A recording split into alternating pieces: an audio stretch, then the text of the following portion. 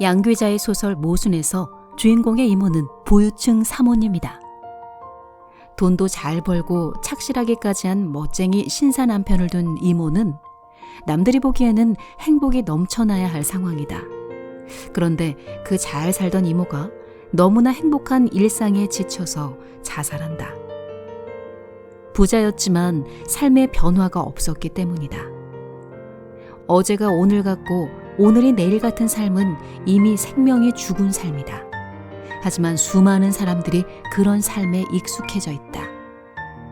그럼에도 불구하고 당신은 당신이 버는 돈의 액수가 작아서 불행하다고 생각할지 모른다. 천만의 말씀이다. 당신이 돈을 얼마나 벌든 간에 삶의 변화가 없고 뿌듯함이 없다면 결코 행복을 느낄 수가 없다.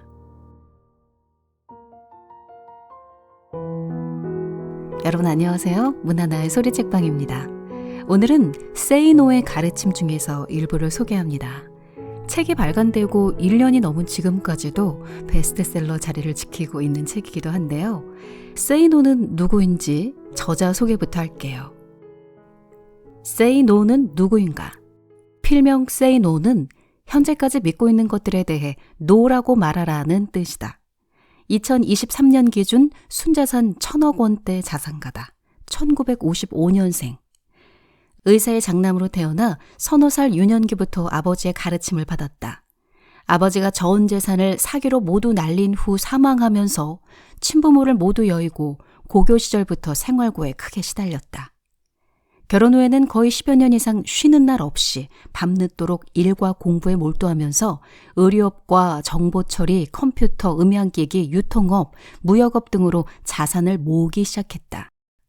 그 자산을 외환투자, 부동산 경매, 주식 등으로 증대시켰고 학연과 혈연, 지연, 정치적인 배경 없이 홀로 현재의 자산을 이룩했다. 세계적인 다국적 기업의 아시아 지역 부사장직을 겸임하였고 사업상 70여 개국을 여행했다. 국내에서 경영하였던 회사들은 수출탑과 산업훈장을 받았으며 인재경영대상 후보에 오르기도 했다. 2003년부터는 사업을 줄여왔고 광범위한 독서, 음악, 영화 감상을 즐긴다. 매년 10억 원대의 소득세를 2000년까지 5년 이상 Say No 개인이 납부하였고 2001년부터는 가족 단위로 납부하고 있다. 네, 이렇게 저자 소개가 돼 있습니다. 이 책은 Say No가 언론과 인터넷 카페에 기고한 글들을 모아서 엮은 책인데요. 책의 내용이 엄청 방대합니다. 700장이 넘는 책이고요. 그 가운데 오늘은 그가 말하는 행복에 대한 얘기를 들어보고자 합니다. 순자산이 1,000억이 넘는 사람은 글쎄요, 과연 늘 행복할까요? 그에 대한 대답도 들으실 수 있습니다. 저자 특유의 솔직하고 거침없는 말투가 굉장히 집중력을 높이는 책입니다. 본문 소개할게요. 변화가 없는 삶은 불행하다. 부자들에게는 불행하고 가난하였던 과거가 나의 경우도 그렇듯이 종종 훈장처럼 따라다닌다.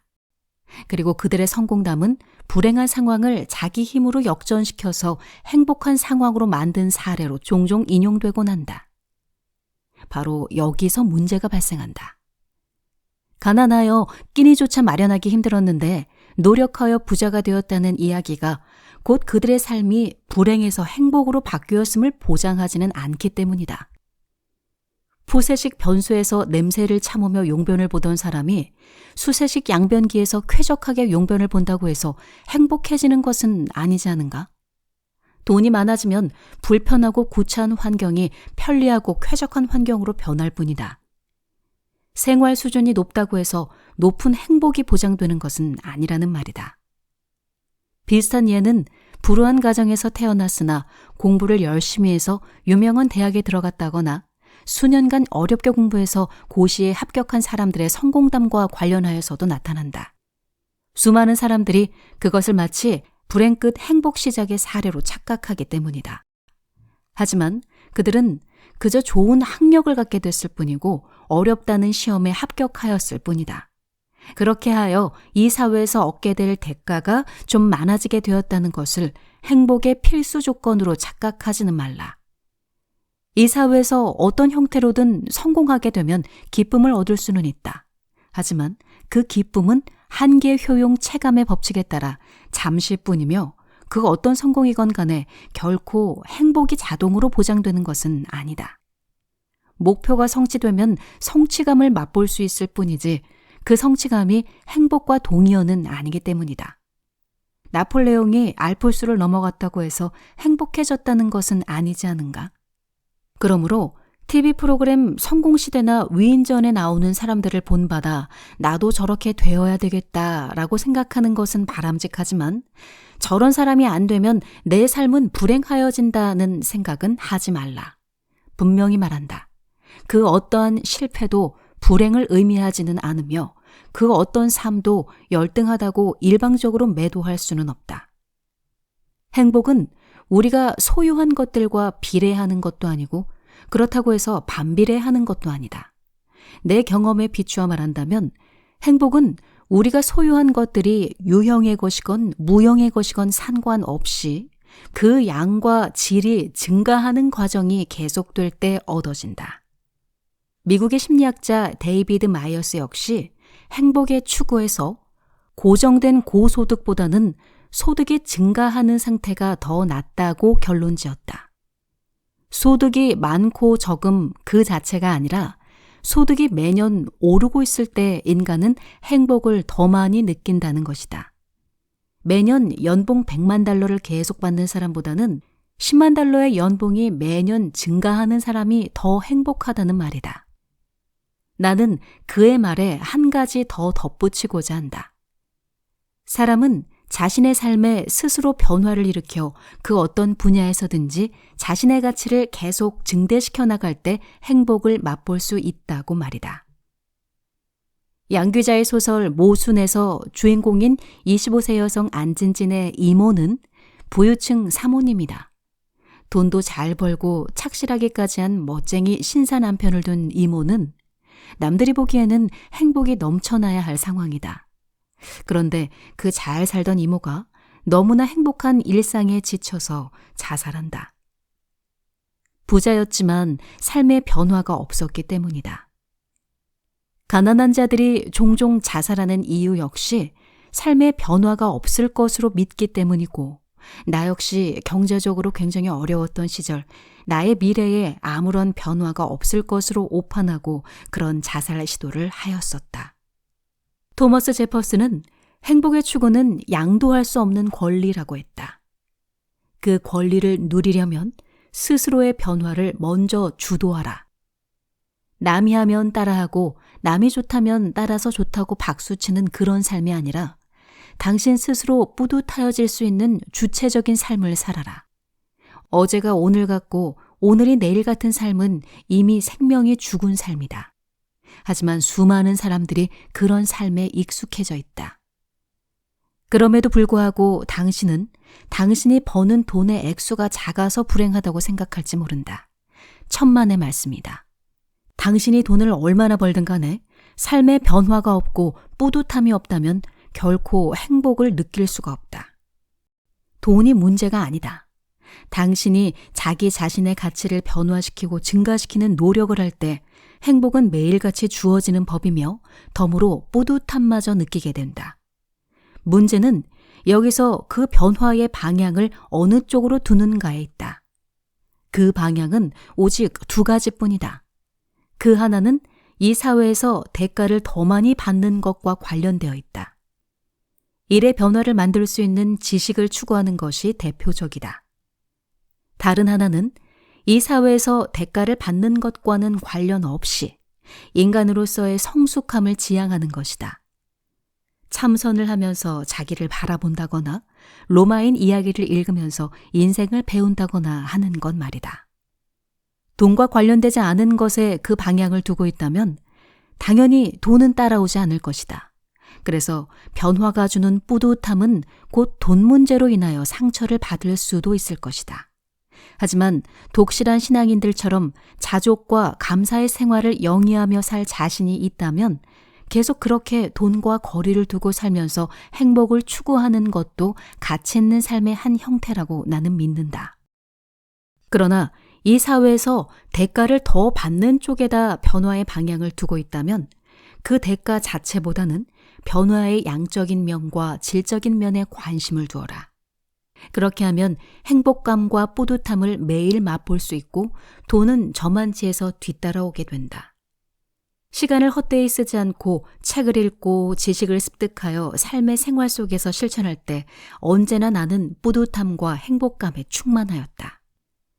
30대 초에 내가 컴퓨터와 씨름을 하다가 새벽 4시에 사무실을 나와 걸어서 10분 거리에 있던 나의 집으로 가면서 어둠 속에서 느꼈던 그 가슴 뿌듯함을, 20대에 내가 밤을 새워가며 책을 읽다가 마지막 페이지를 새벽녘이 밝아오는 가운데 끝냈을 때 느꼈던 그 환희에 찬 뿌듯함을 어떻게 말로 설명할 수 있을까? 돈은 그 뒤에서 성큼성큼 따라왔다. 비록 당신은 돈이 뒤따라오는 소리가 들리지 않아 정말인가 의심하면서 자꾸 뒤를 돌아보고 싶겠지만 내 말을 믿으라. 내 귀에는 그 소리가 너무나 또렷하게 들린다. 왜냐하면 내가 그렇게 이미 살아보았기 때문이다.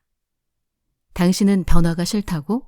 지금 그 상태로 있는 게 좋고 행복하다고? 내가 알기로는 그런 말을 할 수 있는 사람은 사랑에 빠진 사람, 무소유 신봉자, 신실한 신앙인, 3종류뿐이다. 그런 사람이 아닌데도 변화 없이 사는 게 좋고 행복하다면 내게 그렇게 사는 비결 좀 알려다오. 2000년도부터 세상을 향해 글을 쓰고 나서 세월이 웬만큼 지난 후 종종 이런 질문이 담긴 메일을 받곤 했다. 아직도 부자인가? 지금 행복한가? 그 답을 지금 여기에 쓴다. 아직도 부자가 아니라 훨씬 더 부자가 되었으며 충분히 행복한 운 좋은 사람으로 살고 있다. 충분히 행복한 운 좋은 사람이라는 표현은 심리학 교수 데니얼 카너먼이 한 말이다. 그는 행복을 순간 기억과 관련 지으며 가장 행복한 사람은 행복해지고 싶어하는 열망이 크지 않았던 사람임을 지적한다. 길을 쓰고 행복을 찾아 나서는 사람이 오히려 행복해지기가 힘들다는 말인데 나도 그 말에 동의한다. 윌리엄 데이먼의 무엇을 위해 살 것인가를 보면 그 말이 이렇게 표현된다. 가장 행복한 사람은 행복하기 위해 노력하는 경우가 드물다. 맞다. 진정한 행복은 사람들로 하여금 몰입하게 만들고 도전하게 만들고 빠져들게 만드는 흥미로운 것들과 관련이 있다. 맞다. 나 역시 여전히 어딘가에 몰입하고 도전하며 빠져드는 것을 아주 좋아하는데 그것은 무슨 커다란 사업 프로젝트를 의미하는 것은 전혀 아니다. 아내가 사온 너무나도 특색 없는 유니클로 셔츠를 내가 좋아하는 색상으로 직접 염색하는 것에서도, 우연히 발견한 책에서 무릎을 탁 치게 하는 글을 발견하는 것에서도, 로도비코 에이나우디의 피아노 연주를 듣는 것에서도 나는 충분히 몰입하고 빠져든다. 행복은 우연히 찾아오는 것이 아니며 외부 요인에 의해서 좌우되는 것도 아니고 순간순간 충분히 몰입할 때 찾아온다. 칙센트미하이가 몰입에서 강조하는 내용이다. 라이프와 리빙. 나는 인생을 라이프와 리빙으로 구분한다. 번역을 한다면 삶과 생활이라고 할 수 있겠다. 리빙은 경제적인 대가를 얻고자 시간을 투여하는 대상, 혹은 그런 목적으로 일하는 시간 자체를 그 영역으로 갖는다. 기본적으로 인간이 하는 모든 일은 그 일에서 보람을 찾을 수 있건 없건 그 대가가 많건 적건 간에 무료로 하는 것이 아니고 생계를 의존하고 있다면 모두 리빙에 속한다. 그에 반해 라이프는 돈을 벌고자 하는 행위와는 관계없이 시간을 사용하는 영역이며 우정, 사랑, 희생, 보람, 가족, 자연 등이 그 중요 가치를 이루지만 게임이나 영화, 음악 등과 같이 자신이 재미있어 하거나 좋아하는 것을 즐기는 것도 이 영역에 속할 수 있다. 다른 직업을 택하면 더 많은 보수를 받을 수 있는데도 적은 보수에 아랑곳하지 않고 남을 위해 희생하고 봉사하는 사람들은 생계를 위한 리빙 속에 라이프가 깊이 스며든 경우이다. 그러나 입으로는 봉사나 보람을 내세우면서도 실제로는 대가에 더 큰 관심을 갖고 있다면 그것은 라이프를 위장한 위선적인 리빙에 불과하다. 자기가 좋아하는 일을 직업으로 삼고 있는 예술가들처럼 라이프와 리빙의 영역이 상당 부분 중복되는 경우들도 있다. 대개의 사람들에게는 그 두 영역이 분리되어 있지만 그럼에도 불구하고 리빙을 라이프로 바꿀 수 없는 것은 아니다. 예를 들어 식당을 하는 사람에게 식당에서 일하는 것은 당연히 리빙이 되겠지만 불우한 이웃을 위해 무료로 음식을 제공하기도 한다면 그 일은 라이프도 되기 때문이다. 가장 바람직한 인생은 이처럼 리빙 속에 라이프를 추구하며 이 둘의 구분 없이 살아가는 인생이 아닐까 싶다. 중요한 사실은 자본주의 사회에서 라이프는 리빙에서 얻은 돈으로 유지될 수 있다는 점이다. 리빙이 나무의 뿌리와 줄기라면 라이프는 열매라고 할 수 있다. 그렇기 때문에 뿌리도 없이 라이프에 너무 치우치게 되면 리빙이 흔들리게 된다. 예컨대 하루에 10시간씩 운동을 규칙적으로 하게 되면 건강한 몸을 갖게 되어 라이프는 튼튼해질 수 있겠지만 운동선수가 아닌 이상은 춥고 배가 고파질 것이다. 신앙을 자신의 최우선 라이프로 생각하는 직장인은 교회에서 철야 예배를 보고 아침에 출근하여 일터에서 꾸벅꾸벅 존다면 그의 리빙은 조만간 위협을 받게 될 것이다. 직장인이 공휴일마다 가족과 함께 등산이나 낚시를 한다면 라이프는 튼튼할지 모르지만 리빙을 개선할 시간을 투자하지 않기에 조만간 직장에서 신뢰를 잃게 될 것이다. 수도사들처럼 리빙을 거의 무시한 채로 라이프만을 중시하며 살 수도 있겠지만 한 가족의 가장이 기본적인 리빙마저 무시한 채 자신의 라이프만을 찾고자 한다면 그 가족의 리빙은 흔들리게 되고 결국은 가족의 라이프마저도 무너질 수가 있다. 반대로 리빙을 중시하다가 라이프가 흔들리는 경우도 있다. 택시회사에 고용되어 있었다가 개인 택시 면허를 받아 독립하게 되면 자신이 버는 돈 모두를 자기 수입으로 잡게 되어 처음에는 밥 먹는 시간도 아깝게 느낄 정도로 운전을 하며 돈을 벌고자 한다. 그러다가 몸이 쇠약해지면서 코피를 흘리게 되면 그때서야 아차, 돈이 다가 아니구나 하는 생각을 갖는다. 리빙에 지나치게 몰두하다가 건강이라는 라이프를 놓치게 되는 경우라고 할 수 있다. 한 가족의 가장이 자신의 바쁜 리빙을 핑계로 자녀에 대한 모든 문제는 아내에게만 맡겨놓는 경우 역시 아버지로서의 라이프를 잃어버리는 것이 되고 만다. 돈이 되는 환자들에게만 매달리는 의사 혹은 수임료를 많이 받을 수 있는 사건만 수임하는 변호사 같은 경우 리빙은 성공적일 수 있으나 그 직업에서 얻을 수 있는 라이프는 허약한 상태가 되고 말 것이다. 부자들의 경우는 어떨까? 대부분의 부자들은 예술가들처럼 리빙에 속하는 일을 자신의 라이프로 생각하며 살아온 사람들이다. 일은 일상에서 그들이 최우선으로 삼는 가치라고 할 수 있다. 나 역시 일하는 것을 그 어떤 가치보다 우선시하며 즐겨왔다. 하지만 일 자체를 평생의 의무로 생각하지는 않았다. 나는 직원들에게 우리가 평생 일만 하여야 하는 일개미로 태어난 것은 아니지 않느냐고 강조하곤 했다. 천국이나 유토피아에서 일을 해야 한다는 말은 못 들었다. 인간이 바라는 이상향은 기본적으로 무노동의 세계이다. 평생을 일만 하다가 일벌레로 죽어야 하는 운명이라면 나는 거부하겠다. 죽기 직전의 순간 일을 더 하고 싶다고 말하며 죽는 사람은 없지 않는가. 그럼에도 불구하고 왜 나는 일 하며 살았느냐고? 일을 효율적으로 남들보다 더 잘하게 되면 세상에서 받는 대가가 커진다. 그 받는 대가가 쌓여 부자가 되면 그 다음부터는 일에서 벗어나 살고 싶은 대로 살 수 있게 된다. 즉, 리빙에 얽매이지 않아도 되는 라이프가 가능하게 된다. 반대로 젊어서 라이프에 투자를 많이 하게 되면 중년 이후에는 리빙 때문에 쩔쩔매게 되는 경우가 태반이다. 나는 우선은 리빙에 최선을 다하면서 30대가 끝나기 전에 리빙 영역에서 뭔가 이룩해 놓고자 하였다. 즉, 철저하게 우선순위를 리빙에 두었다. 리빙에 최선을 다하는 사람은 바빠진다. 정신없이 바쁘다 보면 문득 회의감이 찾아올 것이다. 라이프와의 균형 문제로 인하여 갈등을 느끼게 된다는 말이다. 이 갈등을 이겨내지 못하면 부자가 되기는 어렵다. 내가 조언할 수 있는 것은 부자가 되어가는 단계에서만큼은 리빙과 라이프 두 마리 토끼를 한 번에 완벽하게 잡으려고 하지는 말라는 것이다. 일단은 리빙에 신경을 쓰고 시간을 투자하라. 이것을 나의 일용할 양식부터 먼저 구하라는 말로 표현하기도 한다.